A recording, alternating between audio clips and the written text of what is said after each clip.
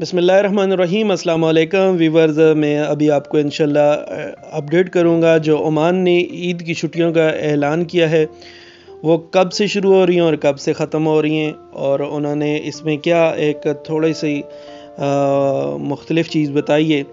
अगर ओमान में 29 रोज़े हुए तो फिर तो छुट्टियां स्टार्ट हो रही हैं 23 मई को। 29 रमज़ान को छुट्टियां स्टार्ट हो रही हैं 23 मई को, और ये ख़त्म होगी छुट्टियां 26 मई को।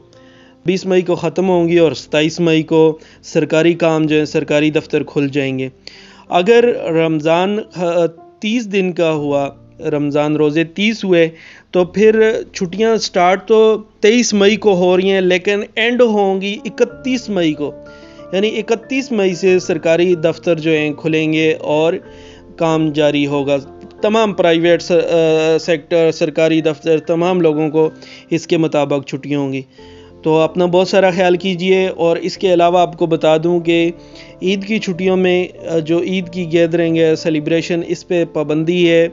आप कहीं भी इकट्ठे नहीं हो सकते, दोस्तों को मिलने नहीं जा सकते, एक रूम में ज़्यादा से ज़्यादा लोग नहीं जा सकते।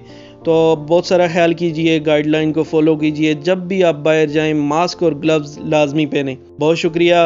इंशाल्लाह नेक्स्ट अपडेट के लिए आप मेरे चैनल को लाइक करें और वीडियो के नीचे कमेंट ज़रूर किया करें ताकि मुझे पता चल सके कि आप कितने इंटरेस्टेड हैं ओमान की अपडेट में।